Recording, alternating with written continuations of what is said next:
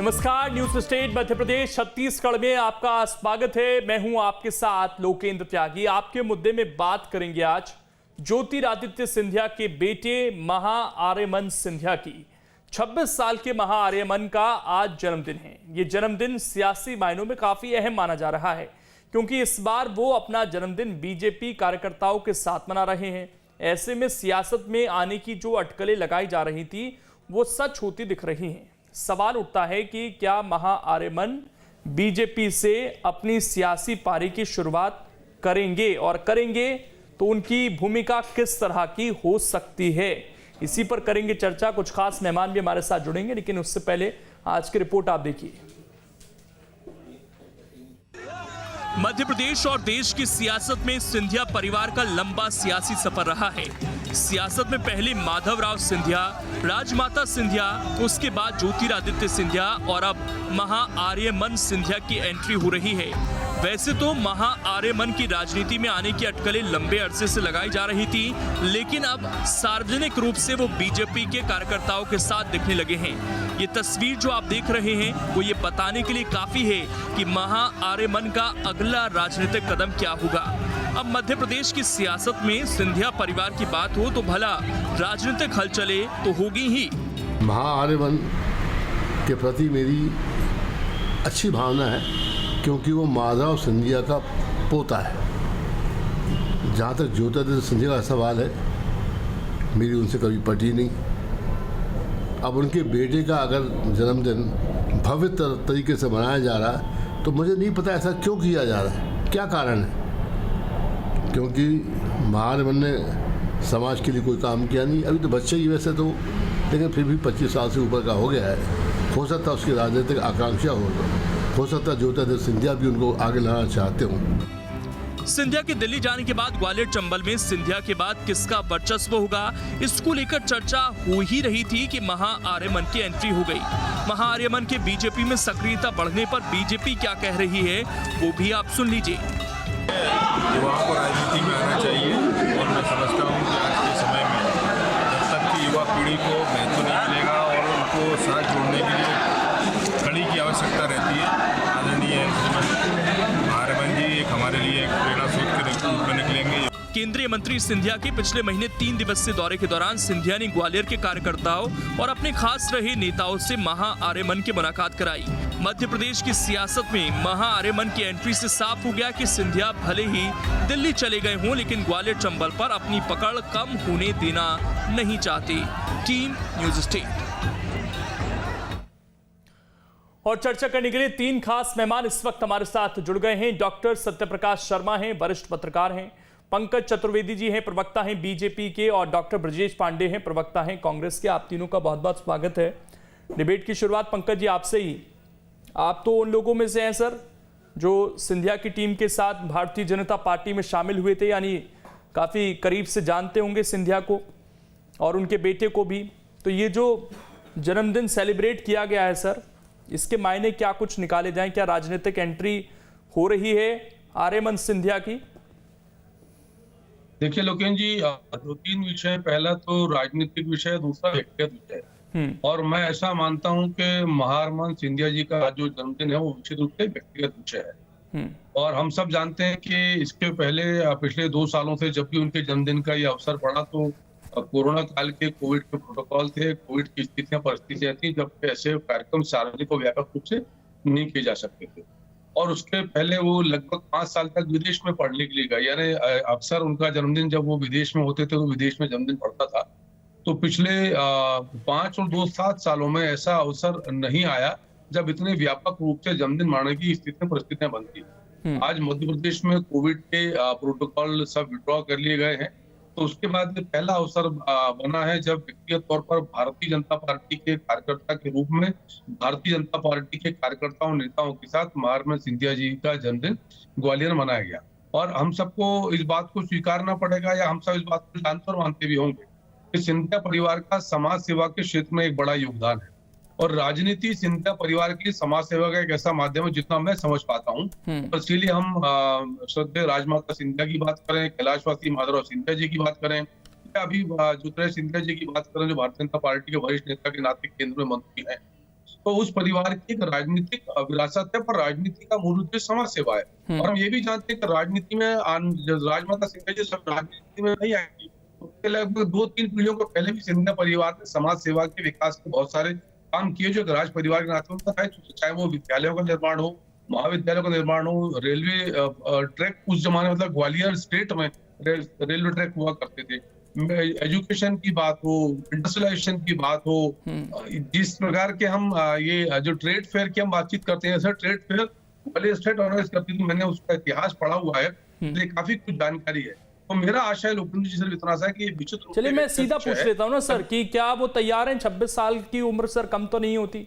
सिंधिया भी काफी यंग थे जब आ गए थे, तो क्या वो सेवा में आने के लिए तैयार हैं?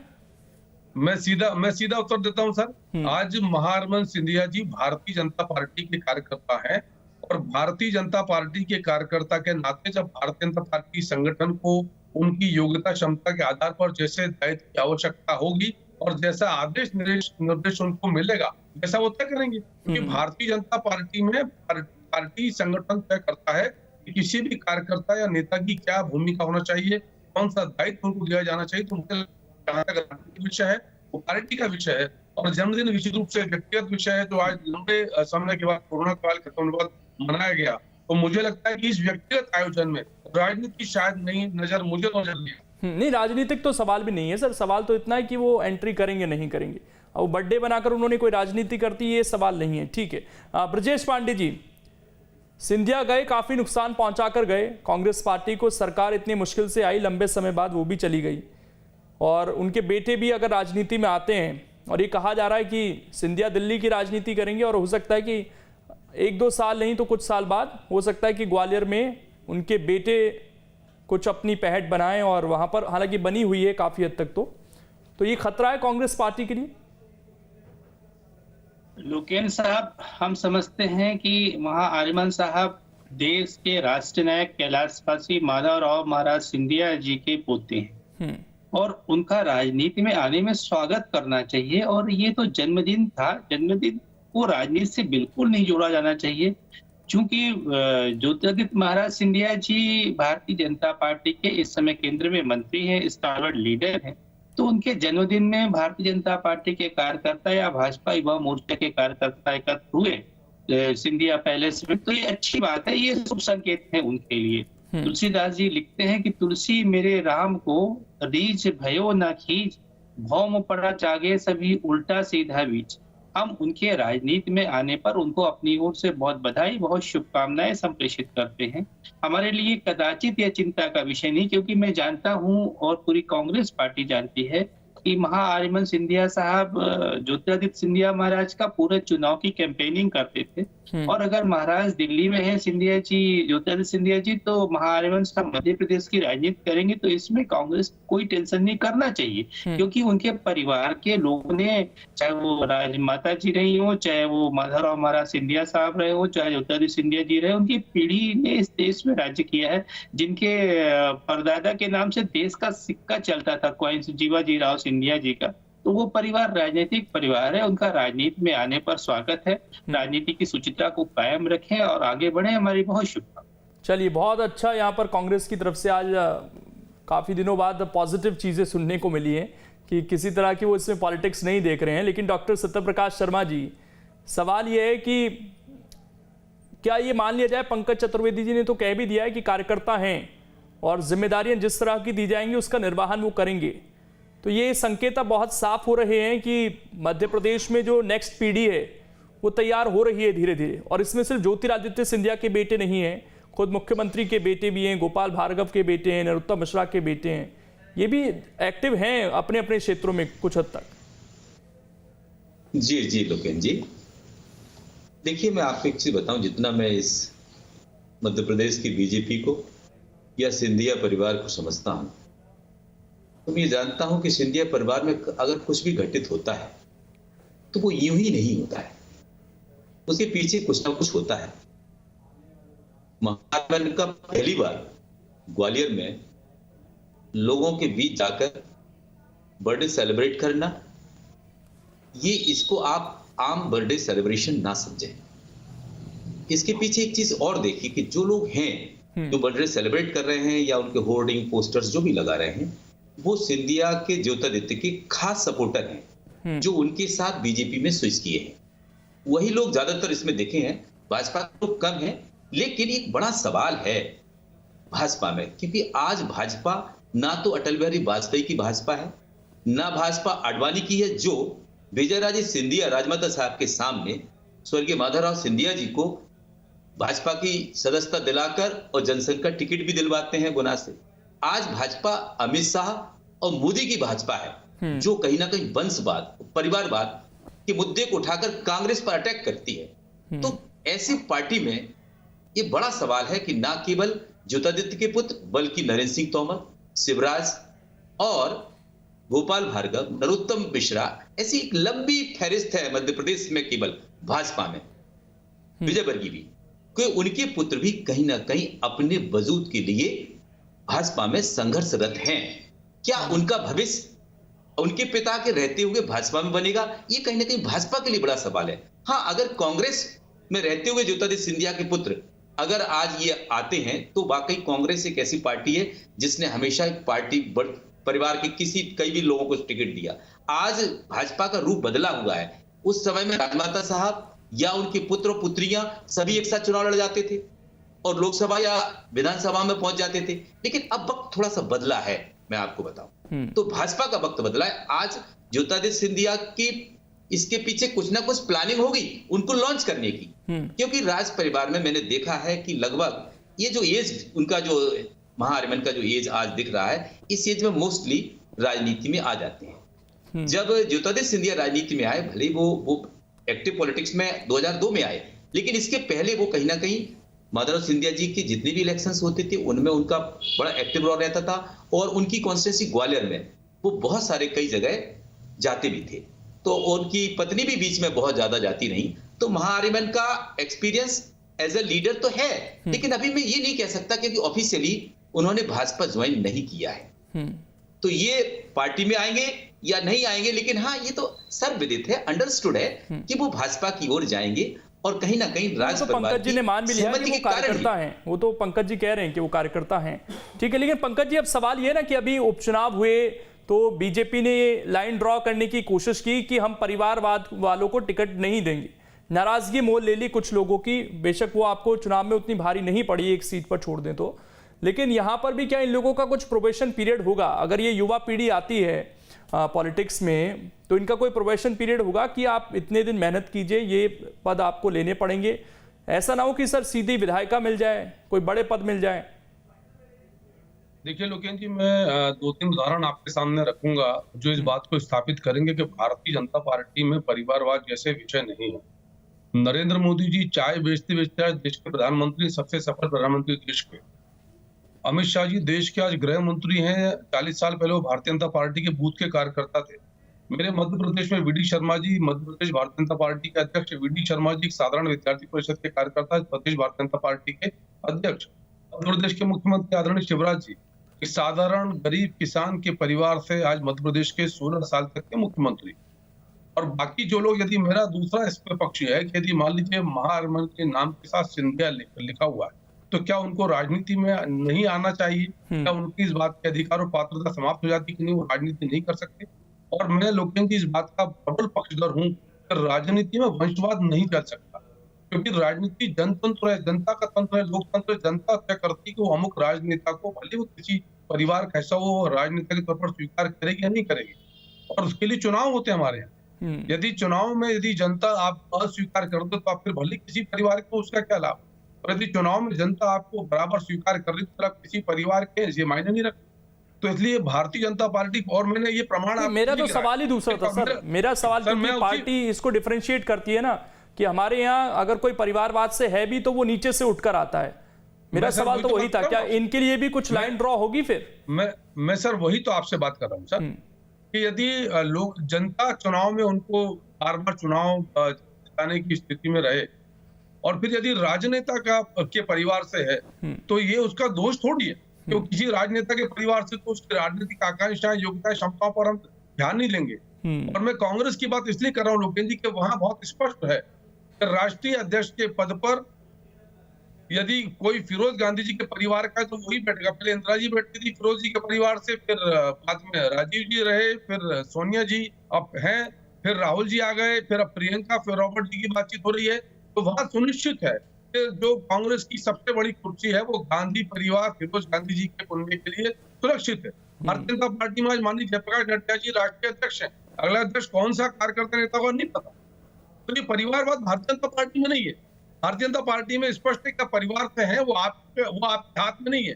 और आपकी योग्यताएं, क्षमताएं, संगठन के दायित्व के अनुरूप आपकी कार्य क्षमता, जनता के बीच आपकी लोकप्रियता, जनसेवा की भावना, जनता के बीच आपकी लोकप्रियता, तमाम सारे मानदंड और मापदंड हैं जिनके आधार पर पंकज जी आपकी बात सारी ठीक है सर, लेकिन दिक्कत तो वही है कि इन लोगों को पहले कुछ प्रैक्टिस कराई जाएगी। हो सकता है कि आज चुनाव लड़ जाएं तो जीत भी जाएं।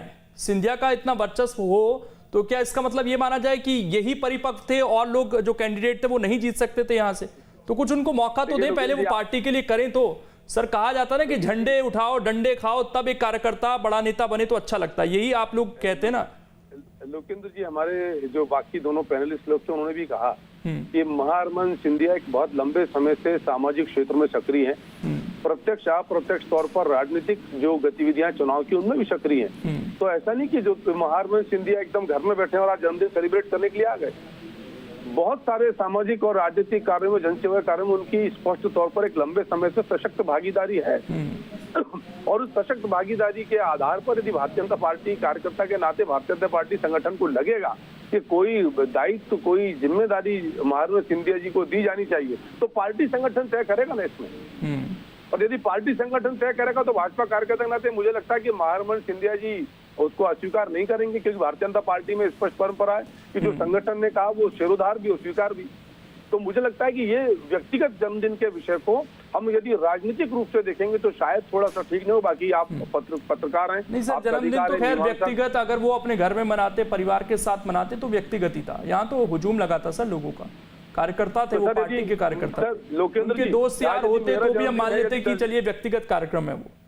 लोकेंद्र जी, जन्मदिन पे यदि कोई भारतीय जनता पार्टी के कार्यकर्ता, इष्ट मित्र, शुभ चिंतक यदि शुभकामना देने के लिए आए तो क्या स्वीकार कर दिया कि नहीं मेरे को लोकेंद्र त्यागी जी और मीडिया देख रहा है, नहीं, तो क्या हुजूम मत लगाई है? नहीं सर, मैं व्यवहारिक बात कर रहा हूँ सर। लोकेंद्र जी, मैं हाथ विनोद भी नहीं कर रहा, मेरा आग्रह नहीं सर, सवाल इसलिए ना कि कोई पहला जन्मदिन तो था नहीं, कितने बड़े स्तर पे बनाया जाए। अरे सर, 7 साल के बाद अवसर मिला है सर भोपाल, इसलिए मैं कह रहा हूँ ना, कोई संदेश देने की कोशिश रही होगी यहाँ पर।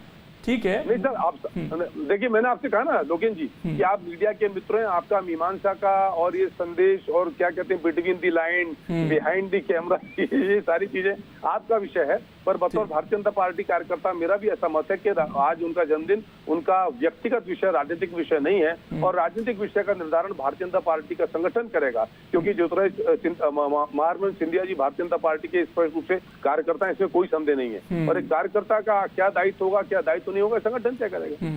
ब्रजेश पांडे जी, हालांकि आप लोगों पे आरोप लगते हैं परिवारवाद के, लेकिन बीजेपी की भी जो नेक्स्ट लाइनअप दिख रही है उसमें बहुत सारे लोग ऐसे हैं, तो आपको लगता है कि फिर जो आप पे आरोप लगता है वो कहीं ठहर पाएगा अगर ये सारे लोग राजनीति में सक्रियता से दिखाई देंगे? एक दो तो दिख भी रहे हैं, अगर हम कैलाश विजयवर्गीय के बेटे की बात करें तो वो तो विधायक भी है इस वक्त। लोकेंद्र जी, राजनीति कोई स्थायी भाव नहीं होता, यहाँ पर नंबर ऑफ प्रोबेबिलिटीज होती है, उसमें से आपको एक प्रोबेबिलिटी का चयन करना हो। राजनीति बहुत सारी प्रायिकताओं का खेल होता है। जहां तक मेरे भारतीय जनता पार्टी के काबिल प्रवक्ता मित्र कह रहे थे, तो मैं इनसे आग्रह करना चाहता हूं कि 1947 के बाद जब देश के अंदर इस आज़ादी मिली, कांग्रेस पार्टी में से बहुत से नाम है, और हमारे दौर में नरसिंह राव जी, कमलापति त्रिपाठी जी, इसके सीताराम केसरी जी सरी के बहुत से लोग जो गांधी परिवार से हटके भी कांग्रेस के अध्यक्ष बने। तो मैं इसको राजनीतिक विषय में नहीं जोड़ना चाहता हूँ। मैं बड़ी विनम्रता से लोकेंद्र साहब आपसे कहना चाहता हूँ और अपने भारतीय जनता पार्टी के काबिल प्रवक्ता मित्र से, खास तौर से डॉक्टर सत्यप्रकाश जी से, एक बहुत अच्छा प्रसंग महाभारत में आता और उस प्रसंग से मैं इसको यहाँ पे नहीं जोड़ना चाहता हूँ, लेकिन उससे उठ करके मैं महाआर्यमन जी के बारे में कहना चाहता हूँ। जब अभिमन्यु युद्ध करने के लिए जाते हैं तो सब लोग को शंका होती है और सब ये सोचने लगते हैं, दोनों पक्ष के लोग, कौरव पक्ष के लोग भी, पांडव पक्ष के लोग भी, कि द्रोणाचार्य के रचे हुए इस व्यूह को कैसे तोड़ पाएंगे अभिमन्यु। अभी तो नन्हे से बालक हैं, ये सिर्फ कला अर्जुन के पास है और अन्य एक दो धनुधर के पास है, परशुराम जी के पास है। तो उस समय एक बहुत अच्छी बातें आती है, और जिसका जिक्र एक बड़े अच्छे कवि ने लिखा है। वो कहते हैं कि हे सखे हे द्रोण क्या, देवेंद्र भी आकर अड़े, है खेल छत्री बालकों का बीव भेदन कर लड़े, मैं सत्य कहता हूँ सके सुकुमार मत जानो मुझे, यमराज से भी युद्ध को प्रस्तुत सदा मानो मुझे। तो मैं तो महाआर्यमन जी के लिए यही सोचता हूँ कि वो राजनीति में आए, चूंकि उनको राजनीति जो है पूरी तरीके से संस्कार में मिले हैं, राजनीतिक रूप से शिक्षा लिए हैं। वो उनको जनता की सेवा करना चाहिए, जनता के बीच अपने को खरा साबित करना चाहिए, जिस तरह से कैलाशवासी बड़े महाराज माधवराव सिंधिया साहब ने किया, ज्योतिरादित्य सिंधिया साहब ने किया और उनके पूर्वजों ने किया। वो अपनी पूर्ववर्ती पीढ़ी को आगे बढ़ाए, प्रतिवर्ती पीढ़ी का प्रतिबिंब बने, प्रतिवर्ती पीढ़ी का दर्पण बने, और लोग उनके बारे में सोचे कि महाआर्यमन जी ने आकर के राजनीति के अंदर इस तरह की नई सोचता स्थापित की। हमारी उनके लिए बहुत शुभकामनाएं समझिए। ठीक, डॉक्टर सत्यप्रकाश शर्मा जी, अब बात ट्रांजिशन की आती है सर। यहाँ पर हमेशा कहा जाता है कि जिस पार्टी का जितना ट्रांजिशन स्मूथ हो जाए उसके लिए बेहतर रहता है। क्रिकेट में भी यही कहा जाता है सर। यहाँ से आपको लग रहा है कि ट्रांजिशन स्मूथ होगा? ये जो नेक्स्ट पीढ़ी है, अगले चुनाव में नहीं तो उससे अगले चुनाव तक इनकी भूमिका काफ़ी अहम हो सकती है मध्य प्रदेश के अंदर, और क्योंकि तमाम बड़े नेता हैं, उनके बेटे लाइनअप हैं, तो वहाँ पर थोड़ा सा, क्योंकि हर बार रहता है कि लॉबिंग तो होती है कि किसी को बड़ा पद मिल जाए किसी तरीके से, तो वहां भी पेच फंस सकता है क्या कुछ? जी जी जी लोकेश जी, परिवर्तन प्रकृति का नियम है, हम जानते हैं। आज के 10 साल पहले जो माहौल था, 20 साल पहले था, 30 साल पहले था या 40 साल पहले था, माहौल लगातार बदल रहा है, लोगों का मानस भी बदल रहा है। इसके पहले जो राज परिवार के लोग होते थे, मैं केवल सिंधिया परिवार की बात नहीं कर रहा हूं, देश के अन्य परिवारों की बात कर रहा हूं, उनके प्रति जो लोगों का मानस होता था वो एक बड़े श्रद्धा का होता था, अपने लीडर, अपने स्वामी की तरह, अपने राजा की तरह होता है। लेकिन अब लोकतंत्र में ये माहौल बदला है। तो जिस प्रकार से इस परिवार के अन्य लोगों ने लोकतंत्र में अपने आप को एस्टेब्लिश करने में उतना एफर्ट्स नहीं लगाना पड़ा, लेकिन अब माहौल बदला है, क्योंकि अब भाजपा भी एक नए क्लेवर में है। ऐसे क्लेवर में तो ज्योतिरादित्य सिंधिया के बेटे का रास्ता आम मत समझिए, जैसे ज्योतिरादित्य सिंधिया अपने आप को एस्टेब्लिश कर लिए, माधवराव महाराज कर लिए, एक चीज और है ना सर, चुनाव तो सिंधिया भी हार गए, तो ये गारंटी नहीं है कि वो सिंधिया के बेटे में चुनाव जीत जाए। मैं यही भी कहना चाहता हूं कि ज्योतिरादित्य सिंधिया को भी गुनाह की जनता ने बता दिया। बिल्कुल। तो अब आपको बताइए, एक उदाहरण देता हूं, आप नोएडा में बैठे हैं, उस इलाके से farmer party chief Rajnath Singh के बेटे एमएलए भी हैं उधर इलाके से, उसी जिले से। आप उनको देखिए, उनको टिकट तो उन्होंने ले लिया, लेकिन वो यूपी गवर्नमेंट में अपनी जगह नहीं बना पाए। बिल्कुल, यानी कि उनको आदित्यनाथ के कैबिनेट में इंडक्ट नहीं किया गया। ये कहीं ना कहीं भाजपा का एक बड़ा डंडा है। इसी के कारण आपको देखिए, भले आपने विजयवर्गीय की बात कही, विजयवर्गीय के बेटे विधायक हैं, लेकिन विजयवर्गीय किसी भी पद पर नहीं है, केवल पार्टी के संगठनात्मक पद पर हैं, लेकिन ना तो उनको राज्यसभा का टिकट मिला, ना उनको लोकसभा का टिकट मिला। तो आप कहीं ना कहीं एक इंटरनल मैसेज पार्टी देती है, ये पार्टी ऐसी नहीं है, इस पार्टी का एक अलग रूप है। तभी तो पार्टी ने इतनी मजबूती से इतनी कम समय में इतनी ऊंचाई पर पहुंची है। तो ये इस पार्टी को कैडर बेस क्यों कहा जाता है? आपने बहुत अच्छा सवाल पूछा था लोकेश जी, मैं उस चीज को दोहराना चाहता हूं कि ये कहीं ना कहीं पार्टी कैडर बेस पार्टी है, तो उसको कैडर बेस बनाए रखने के लिए उसको अपने कैडर को, यानी अपने कार्यकर्ता को, जिसने पार्टी को इस मुकाम तक 2 सीट से बिल्कुल 3-4 बार सत्ता तक पहुंचाया है, तो उस व्यक्ति को, उस पार्टी को, उस आम कार्यकर्ता या जो निजी लेवल का कार्यकर्ता, उसका भी ख्याल रखना पड़ेगा। मध्य प्रदेश में जो राजनीतिक घटनाक्रम है, ज्योतिरादित्य सिंधिया एक बड़ा कारण बने भाजपा के लिए। ये भाजपा के प्रदेश आखिरी कमेंट सर आपका अगर आए, तो क्या ये माना जाए कि सिंधिया अब दिल्ली में रहेंगे, उनके बेटे ग्वालियर में अब राजनीति आगे बढ़ा सकते हैं? नहीं, अभी तो मैं नहीं समझता कि इतनी जल्दबाजी होगी। आप देखिए, ज्योतिरादित्य सिंधिया के दिल में एक कसक है, वो गुना, ग्वालियर शायद अपने जीवन तक कभी नहीं छोड़ पाएंगे, क्योंकि गुना ने उनको जो एक बार दिखाया है, वो आगामी भविष्य में भी लोकसभा चुनाव लड़ेंगे। इसी राज्यसभा के लीडर नहीं करते हैं, समय नहीं है। शुक्रिया आप सभी का जुड़ने के लिए और इस डिबेट का हिस्सा बनने के लिए। तो ये जो नेक्स्ट पीढ़ी है, क्या भूमिका रहती है और कब तक ये अपने आप को स्थापित करते हैं, ये देखने वाली बात होगी। छोटा सा ब्रेक, खबरें लगातार जारी है।